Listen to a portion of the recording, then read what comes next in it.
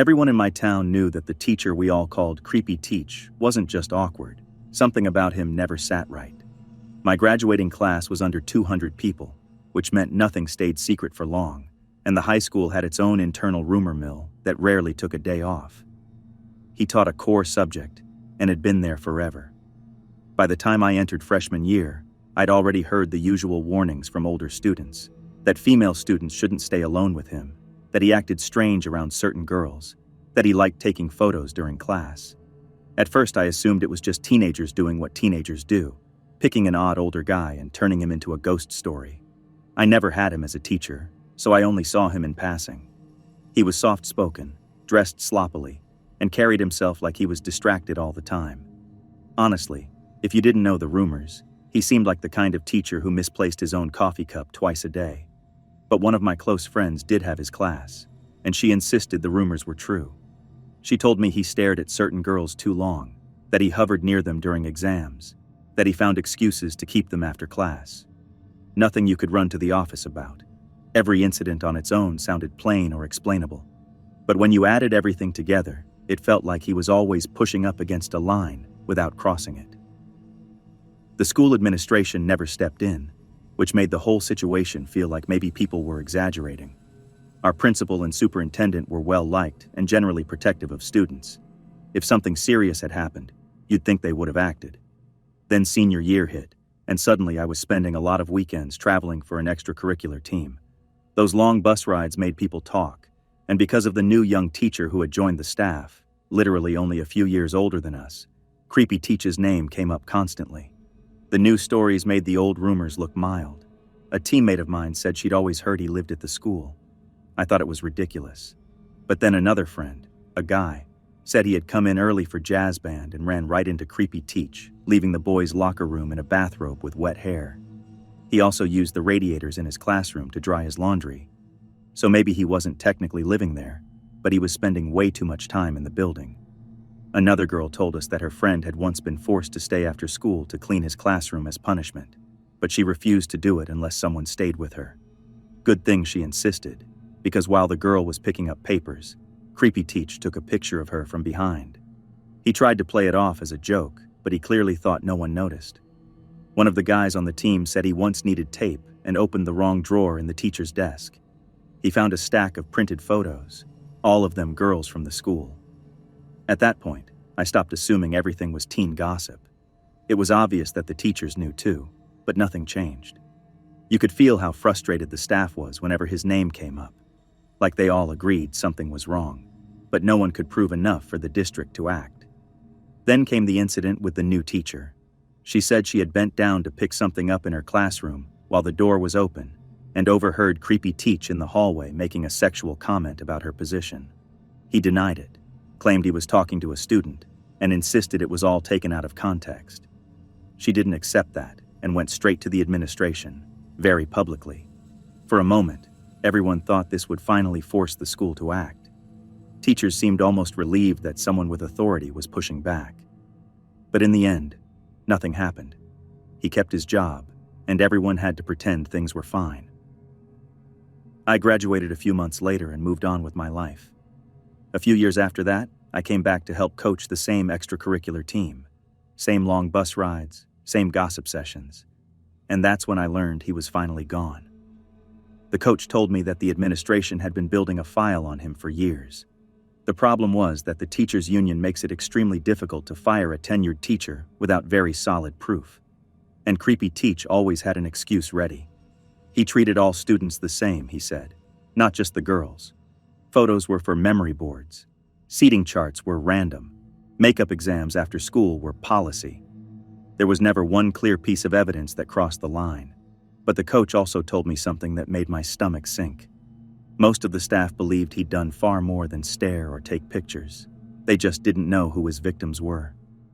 It was the last part of the story that explained everything.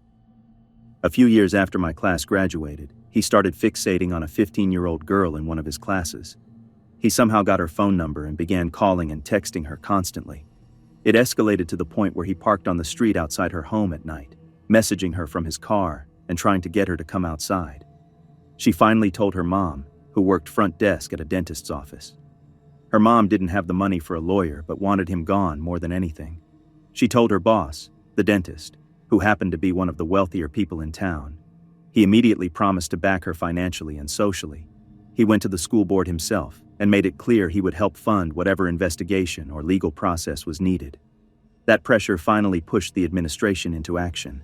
They confronted Creepy Teach, and under the threat of prosecution, he agreed to take early retirement and leave town. The victory didn't feel clean, because he wasn't charged with anything, which meant he could, and did, go right back to teaching somewhere else. Last anyone heard, he had moved to Florida and gotten a job at another high school.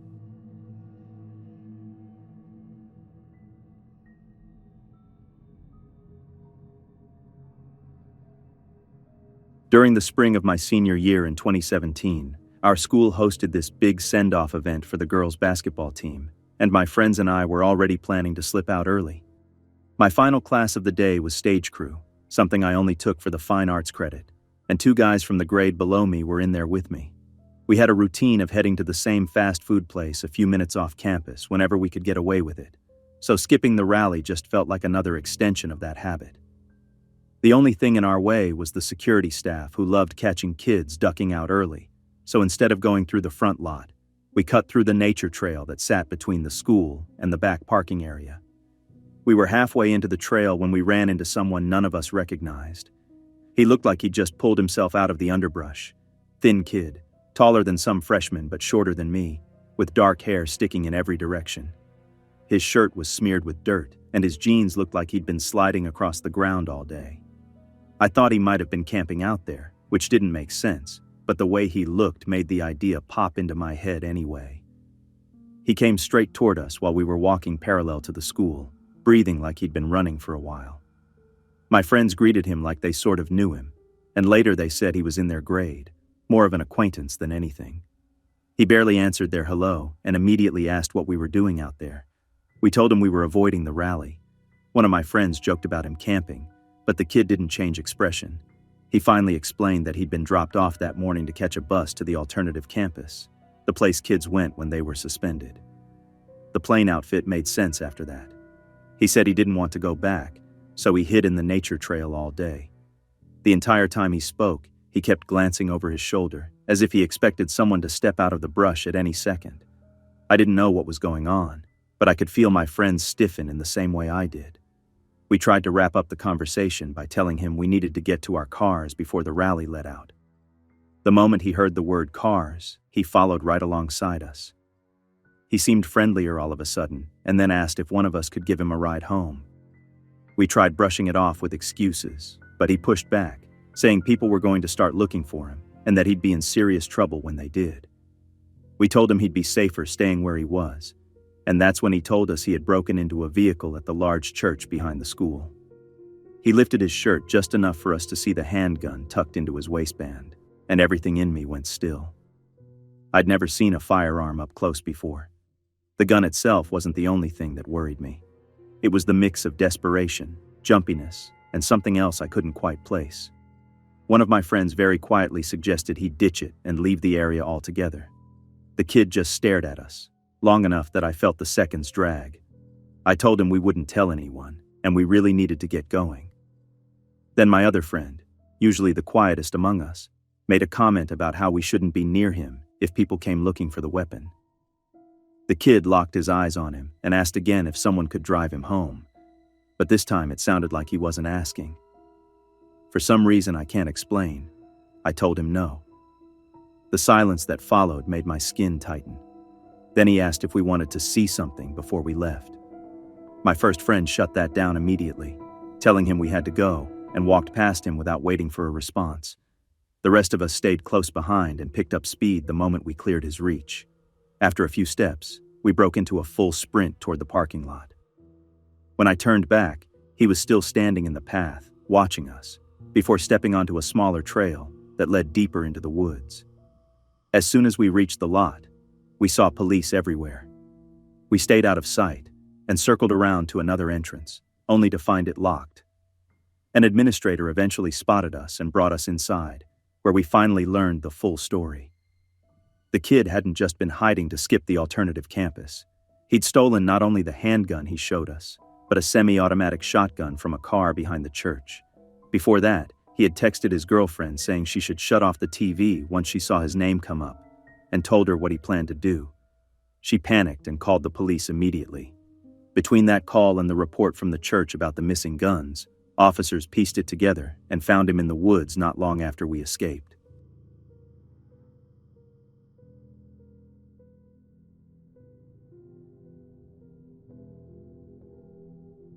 During my freshman year, when I was around 14 and still figuring out how to exist in a crowded school without drawing attention, I had this strange routine of drifting through the day in a kind of quiet haze. I didn't really talk to people unless I absolutely had to, so most days I sat alone at lunch or hid in the back of whatever classroom I landed in. The only real break I had was public speaking class, not because I enjoyed the subject, but because the teacher was more focused on the upcoming musical and didn't bother assigning the usual speeches, which meant I could just sit next to a girl I'd gotten comfortable with and talk until the bell rang. For the first few months, that class felt like the safest part of my day. No pressure, no eyes on me, until something as small as being handed a folded piece of paper in the hallway suddenly changed everything. A girl from band walked up, slipped the note into my hand, and said it was from Zach, like that name should have immediately meant something to me.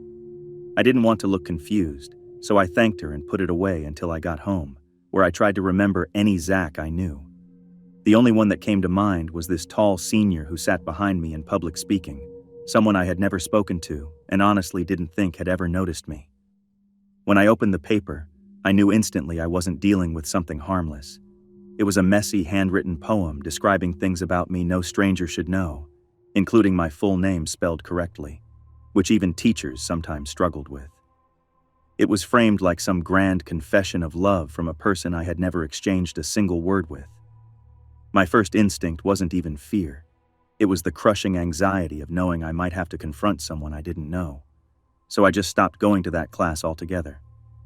I avoided it for weeks until a girl from band, Corey, caught up with me and mentioned I'd been skipping. She joked about it at first, then added that my boyfriend seemed to think I was avoiding him. I tried telling her he wasn't my boyfriend, but she waved it off and said he talked about me a lot and that I should give him a chance. I didn't want to stand there arguing about someone I barely recognized, so I just muttered something non-committal and left, hoping that would be the end of it. Instead, things escalated quickly. Another poem appeared on my locker. Then I started seeing him waiting outside my classes, standing in a way that made it hard to slip past without acknowledging him. One afternoon, he stepped right in front of me, holding a thick black binder, telling me he was a writer and that everything inside was written for me. Flipping through the pages felt like reading someone else's fantasy version of my life, and before I could figure out how to hand it back, he leaned in and kissed me, pressing me up against the wall so firmly I couldn't move. When he finally stepped back, I told him I was late for class just to get away. I never told anyone about that moment, even when he kept showing up outside the building where my brother parked his car, or when I saw him wandering through my neighborhood like he was searching for something. Instead, I changed my routes to class, slipped through side doors, and convinced myself that since he was a senior, graduation would solve everything. Then one night after the spring musical, when a few of us were heading to get food, I was walking toward my friend's car when someone grabbed me around the waist. I turned and saw him again, holding me against the side of a different car, talking like we'd just bumped into each other on a normal afternoon. He kept saying how love didn't work on a schedule, how he'd been thinking about me constantly, and then, without hesitation, he started talking about running away together. He didn't have a ring, he said, but that didn't matter, because he wanted to marry me anyway. I froze, trying to smile in a way that wouldn't make things worse, until one of my friends noticed what was happening and pulled me away with some excuse about her mom needing us home immediately. Even as she dragged me off, he called after me, asking if my answer was yes. I mumbled something just to escape, and once I was in the car, I stayed quiet until the shock wore off enough for everyone to laugh about it. But after that night, every hallway walk and every trip to the parking lot became this carefully planned mission just to avoid crossing paths with him again. Years later, when I was around 21, I was scrolling through Facebook when people I hadn't talked to since graduation suddenly started messaging me links to a news story. It turned out he'd been arrested on multiple charges involving minors, and some of the girls mentioned in the article were people I'd known. Seeing their names made everything from freshman year hit me all over again, and I found myself terrified at the idea that any of his behavior toward them might have been connected to me in some way. He's in prison now, supposedly for a long time, and even though he's gone, there are still books floating around under his name, collections of poems dedicated to me that he somehow managed to publish years ago. I try not to think about that part too much. What matters is that he isn't out there anymore, and he can't corner any other girl the way he cornered me.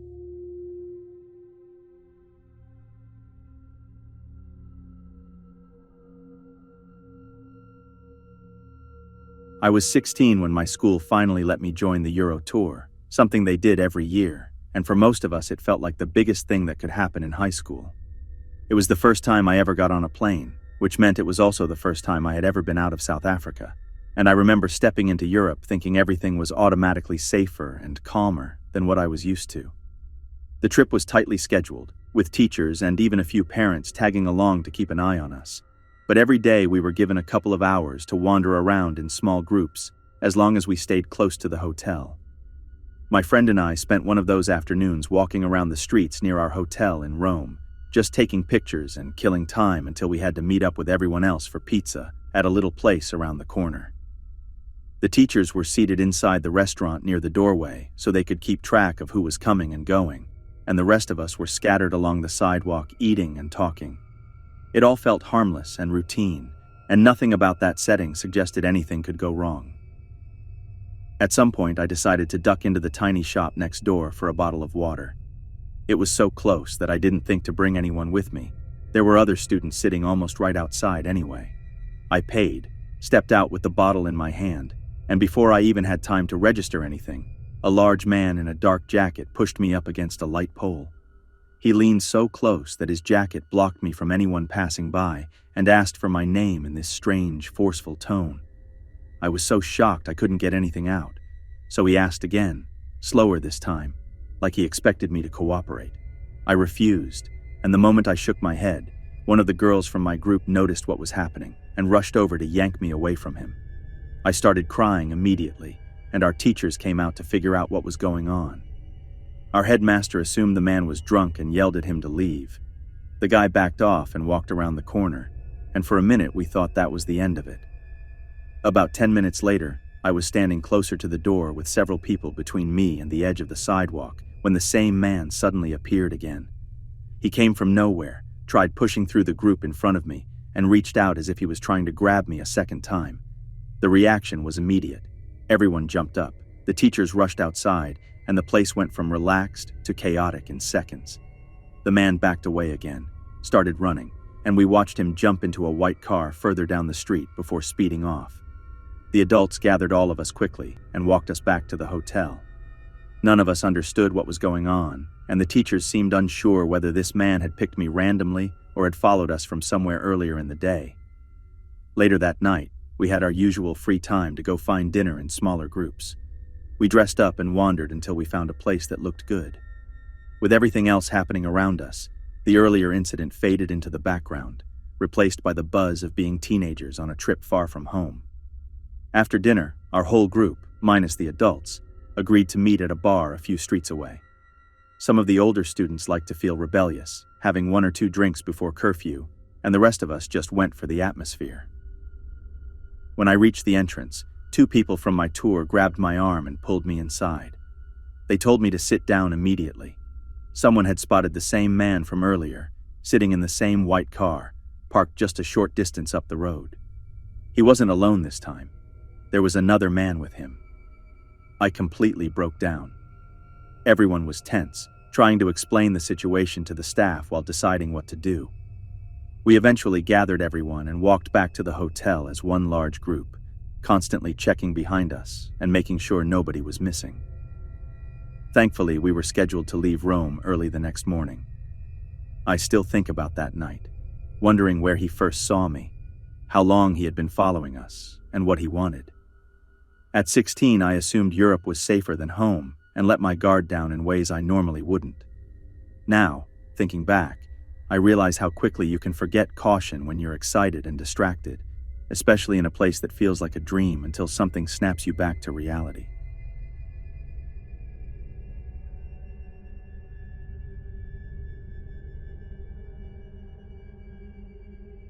When I was around 6, my parents split up, and not long after that, my dad ended up with full custody.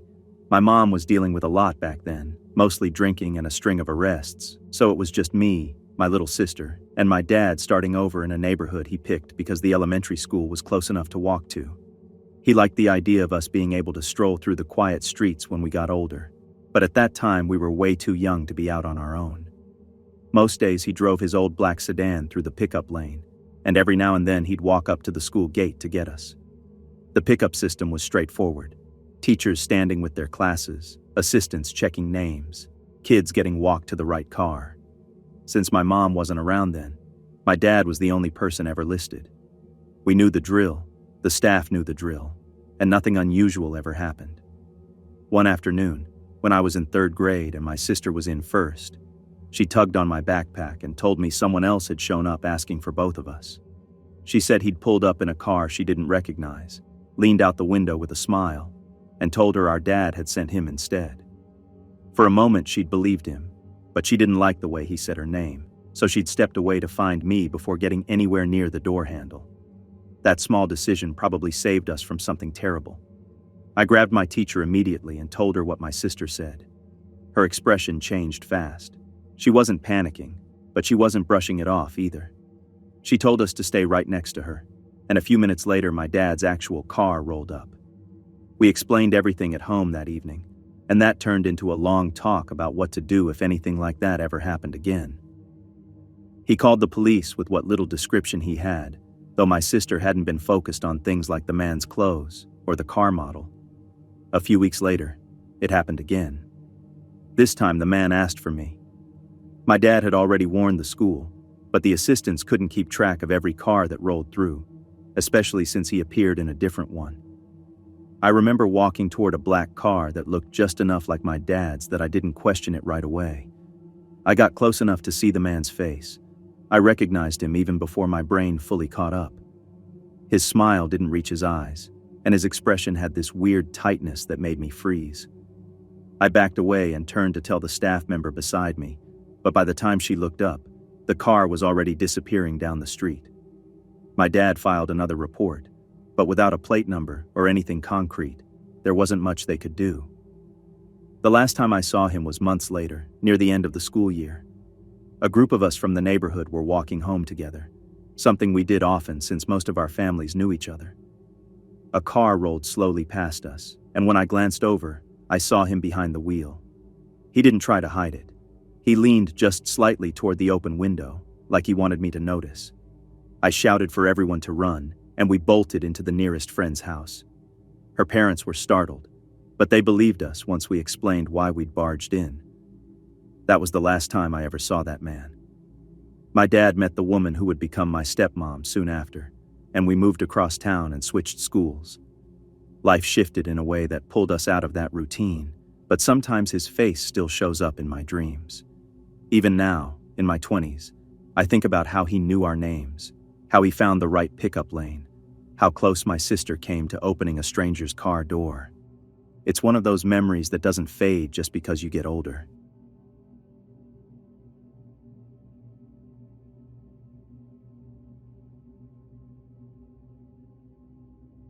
When all of this happened, I was 16, around 6 feet tall, and built heavier than most guys my age because of rugby.